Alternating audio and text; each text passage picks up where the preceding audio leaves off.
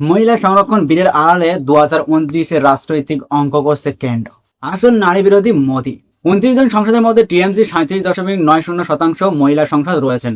INC 99 জন সংসদের মধ্যে রয়েছে 14% মহিলা সংসদ। ডিএমকের 22 জন সংসদের মধ্যে রয়েছে 13.60% মহিলা। এসপির রয়েছে 37 জন সংসদের মধ্যে 13.50%। জেডিইউর রয়েছে 12 জন সংসদের মধ্যে 16.70 মহিলা। অন্যদিকে নারীবাদী দল বিজেপির মোট 240 জন সংসদের মধ্যে সর্বনিম্ন মাত্র 12.90 মহিলা সংসদ রয়েছেন। ডিলিমিটেশন ও আসন বৃদ্ধির প্রস্তাবে কেন বাড়ছে উত্তর দক্ষিণ বিভাজনের আশঙ্কা? মহিলাদের প্রতিনিধিত্ব বাড়ানোই কি আসল লক্ষ্য, নাকি এর আড়ালে রয়েছে বড় রাজনৈতিক হিসাব? মহিলাদের জন্য 33% আসন সংরক্ষণের কথা নতুন নয়। 2023 সালে সংসদে পাশ হয়েছে নারী শক্তি বন্ধন আইন, কিন্তু এখন কেন্দ্র যে নতুন 3টি বিল আনতে চাইছে তা নিয়ে বিরোধিতা হচ্ছে অন্য এক জায়গায়। আপত্তি মহিলাদের সংরক্ষণে নয়, আপত্তি সেই সংরক্ষণকে লোকসভা আসন বৃদ্ধি এবং ডিলিমিটেশনের সঙ্গে জুড়ে দেওয়া নিয়ে। 2023 में पूरे देश ने सब पार्टियों ने महिला आरक्षण बिल को पूरा समर्थन दिया था। कांग्रेस पार्टी सबसे आगे थी। सालों के लिए हम महिला बिल पास करना चाह रहे थे। 2023 में मैंने भाषण दिया, पार्लियामेंट हाउस में भाषण दिया, जिसमें मैंने कहा कि महिला आरक्षण देश के लिए जरूरी है और जल्दी से जल्दी इंप्लीमेंट हो जाना चाहिए। In my view, it is quite simple. This bill can be implemented today by giving 33% of the seats in the Lok Sabha and the Vidhan Sabha to India's women. অর্থাৎ বিরোধীরা যে নারী সংরক্ষণের পক্ষে তা প্রমাণ হয়েছে 2023 সালে যখন এই বিলটি পাস হয়। মহিলা সংরক্ষণ বিল 2023 বিপক্ষে এবং পক্ষে কত ভোট পেয়েছিল জানেন? 2023 সালে সেপ্টেম্বর মাসে সংসদীয় বিশেষ অধিবেশনে পেশ করা হয় মহিলা সংরক্ষণ বিল, নারী শক্তি বন্ধন অধিনিয়ম 128তম সংবিধান সংশোধনী বিল। সংসদে বিপুল জনসমর্থনে পাশ হয়েছিল সেটি। লোকসভায় বিলটি প্রায় সর্বসম্মতিক্রমে পাশ হয়। পক্ষে ভোট পড়ে 454টি, বিপক্ষে ভোট পড়ে মাত্র 2টি। অন্যদিকে রাজ্যসভায় উচ্চকক্ষে বিলটি কোনো বিরোধিতা ছাড়াই সর্বসম্মতিক্রমে পাশ হয়। পক্ষে ভোট পড়ে 214টি, বিপক্ষে কোনো ভোট নেই। অর্থাৎ বুঝতেই পারছেন এখানে নারী বিরোধী যে ন্যারেটিভ ছড়ানো হচ্ছে সেটার বৈধতা কতটা। এবার প্রশ্নই আসতেই পারে, আগে সম্মতি দিলেও এখন কেন না? আসলে এটা কোনো নারী সংরক্ষণ বিলই নয়। নারী সংরক্ষণ বিল 2023 সালেই পাশ হয়ে গেছে। এখানে আপত্তি হলো ডিলিমিটেশন বা আসন পুনর্বিন্যাস নিয়ে, যেটা কেন্দ্র ওই নারী সংরক্ষণ বিলের সঙ্গে মিশিয়ে এখন পাশ করতে চাইছে। भाई और बहनों, अब बहुत बड़ी बेईमानी की जा रही है। प्रधानमंत्री नहीं चाहते कि कास्ट सेंसस, नए सेंसस, ओबीसी सेंसस के बेसिस पे ये निर्णय लिया जाए। वो आपकी जो भागीदारी है उसको आपसे छीनना चाहते हैं। इनका जो प्रपोजल है इसमें एक और बहुत खतरनाक चीज हो रही है। The government has unveiled a sweeping delimitation bill 2026 proposing a massive expansion of India's parliamentary representation. The strength of the Lok Sabha is set to jump from 545 to a staggering 850 seats.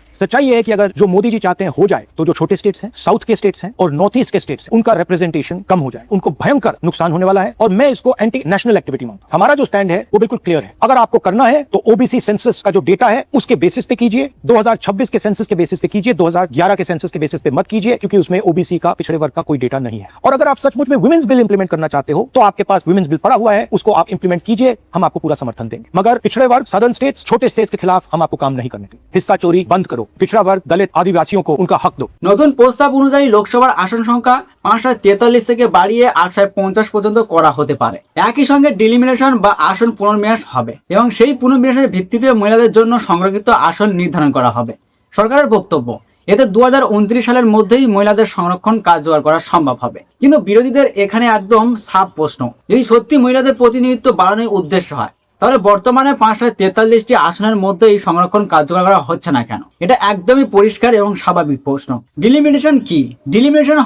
Delimitation মানে হলো জনসংখ্যার ভিত্তিতে নতুন করে লোকসভা এবং বিধানসভার আসন ভাগ করা। ভারতের সংবিধান অনুযায়ী একসময় প্রতি জনগণনার পরে এই পুনর্বিন্যাস হওয়ার কথা ছিল, কিন্তু 1976 সালে সিদ্ধান্ত হয় 1971 সালে জনগণনাকে ভিত্তি ধরা হবে, যাতে যেসব রাজ্য জনসংখ্যা নিয়ন্ত্রণে সফল হয়েছে তারা রাজনৈতিকভাবে ক্ষতিগ্রস্ত না হয়। পরে সেই স্থগিতাদেশ 2026 পর্যন্ত বাড়ানো হয়। এখন নতুন প্রস্তাবে বলা হচ্ছে সংসদ চাইলে যে কোনো জনগণনার তথ্যকে ভিত্তি করে ডিলিমিটেশন করতে পারবে। বাস্তবে এর অর্থ হলো 2011 সালে জনগণনাকেও ভিত্তি করে এটি করা যেতে পারে। আর সেখানেই তৈরি হচ্ছে উত্তর দক্ষিণ বিভাজনের আশঙ্কা, কারণ উত্তর ভারতের বড় হিন্দিভাষী রাজ্যগুলিতে জনসংখ্যা অনেক বেশি বেড়েছে। অন্যদিকে দক্ষিণ এবং পূর্ব ভারতের অনেক রাজ্যে জনসংখ্যা বৃদ্ধির হার তুলনামূলকভাবে কম। ফলে পুনর্বিন্যাস হলে উত্তর ভারতের রাজ্যগুলির লোকসভা আসন অনেক বেশি বাড়বে আর দক্ষিণের রাজ্যগুলি তুলনামূলকভাবে পিছিয়ে পড়বে। উদাহরণ হিসেবে বলা হচ্ছে উত্তরপ্রদেশ, বিহার, মধ্যপ্রদেশ, রাজস্থান, হরিয়ানা, ছত্তিশগড়, উত্তরাখণ্ড এবং দিল্লি মিলিয়ে বর্তমানে লোকসভা 260টি আসন রয়েছে। নতুন ব্যবস্থায় তা বেড়ে 336 হতে পারে। অন্যদিকে দক্ষিণ ভারতের রাজ্যগুলি, যাদের বর্তমানে 132টি আসন রয়েছে, তারা পেতে পারে 176টি আসন। সংখ্যায় বৃদ্ধি হলেও সামগ্রিকভাবে তাদের আসন সংখ্যা কমে যাবে, অর্থাৎ দক্ষিণ ভারতের রাজনৈতিক গুরুত্ব কমে যেতে পারে। তখন দক্ষিণ ভারতের এইসব রাজ্যগুলোর রাজনৈতিকভাবে কোনো গুরুত্বই থাকবে না। সেখানে পার্লামেন্টে ঝড় তুলবে শুধুমাত্র উত্তর ভারত, কারণ তাদের আসন সংখ্যা বেশি। তখন দেশের যে কোনো ধরনের বিল সহজেই পাশ করার সুযোগ থাকবে উত্তর ভারতের হাতে। সেখানে দক্ষিণ ভারত পার্লামেন্টে বসে শুধুই আঙুল চুষবে, তাদের আঙুল চোষা ছাড়া আর কোনো কাজ থাকবে না। এই কারণে বিরোধীরা বলছে জনসংখ্যা নিয়ন্ত্রণে সফল হওয়ার শাস্তি যেন দক্ষিণ ও পূর্ব ভারতের রাজ্যগুলিকে না পেতে হয়। সোনিয়া গান্ধী, ভগবন্ত মান, উদ্ধব ঠাকরে সহ একাধিক নেতা বলেছেন প্রথমে বর্তমান আসনের মধ্যেই মহিলা সংরক্ষণ চালু করা হোক, পরে পুনর্বিন্যাস নিয়ে আলাদা আলোচনা হোক। এখান থেকে পরিষ্কার গদি মিডিয়া যে নারী বিরোধী ন্যারেটিভ ছড়াচ্ছে সেটা কতটা ভিত্তিহীন। সরকার অবশ্য বলছে সংসদ বড় না করলে মহিলাদের জন্য 33% সংরক্ষণ কার্যকর করা কঠিন হবে, কারণ বর্তমান আসনের মধ্যে সংরক্ষণ করলে বহু পুরুষ সংসদের আসন বদলাতে হবে। নতুন আসন তৈরি হলে পুরনো আসনও থাকবে, আবার মহিলাদের জন্য নতুন সংরক্ষিত আসনও তৈরি করা যাবে। সমালোচকদের বক্তব্য, এভাবে আসলে পুরুষ সংসদের স্বার্থ রক্ষা করা হচ্ছে। আরো একটি গুরুত্বপূর্ণ প্রশ্ন উঠছে স্বচ্ছতা নিয়ে। বিরোধীদের অভিযোগ, এত বড় সাংবিধানিক পরিবর্তনের আগে কোনো সর্বদলীয় বৈঠক করা হয়নি, রাজ্যগুলির সঙ্গে আলোচনাও হয়নি, এমনকি বিলের খসড়াও শেষ মুহূর্তে দেওয়া হয়েছে। ফলে সংসদে পর্যাপ্ত আলোচনা ছাড়াই এত বড় পরিবর্তন আনার চেষ্টা হচ্ছে। আসলে সমালোচকদের মতে এই পুরো প্রক্রিয়ায় মহিলাদের সংরক্ষণকে একটি রাজনৈতিক ঢাল হিসেবে ব্যবহার করছে কেন্দ্রের ক্ষমতাশীল দল। বিরোধীরা সংরক্ষণের বিরোধী নয়, কিন্তু এটাকে পুনর্বিন্যাসের সঙ্গে জুড়ে দেওয়া হচ্ছে উদ্দেশ্য প্রণোদিতভাবে, কারণ এতে দুটো লাভ: মহিলাদের নাম করে রাজনৈতিক সমর্থন পাওয়া এবং আসন বাড়িয়ে নিজের রাজনৈতিক শক্তি বাড়ানো। কারণ সংরক্ষণের বিরোধিতা করলে তা সহজেই মহিলা বিরোধী বলে তুলে ধরা যাবে। देश की माताओं, बहनों और बेटियों से बात करने के लिए आया हूं। कांग्रेस और उसके साथियों ने महिलाओं से उनके अधिकार छीनकर ये लोग मेजे थपथपा रहे थे। संशोधन नहीं हो पाया। ये नारी हित का प्रस्ताव गिरा तो कांग्रेस, डीएमके, टीएमसी, सपा जैसी परिवारवादी पार्टियां खुशी से तालियां बजा रही थी।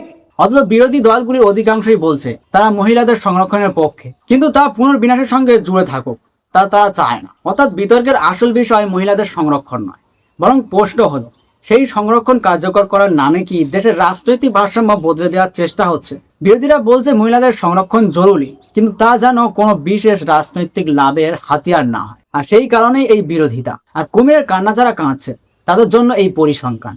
29 জন সংসদের মধ্যে টিএমসি 37.90% মহিলা সংসদ রয়েছে, আইএনসি 99 জন সংসদের মধ্যে 14.30% মহিলা সংসদ রয়েছে, ডিএমকে 12 জন সংসদের মধ্যে 16.60 মহিলা, এসপি 37 জন সংসদের মধ্যে 13% মহিলা, জেডিইউর 12 জন সংসদের মধ্যে 16.70। অন্যদিকে নারীবাদী দল বিজেপির মোট 240 জন সংসদের মধ্যে সর্বনিম্ন মাত্র 12.90 মহিলা সংসদ।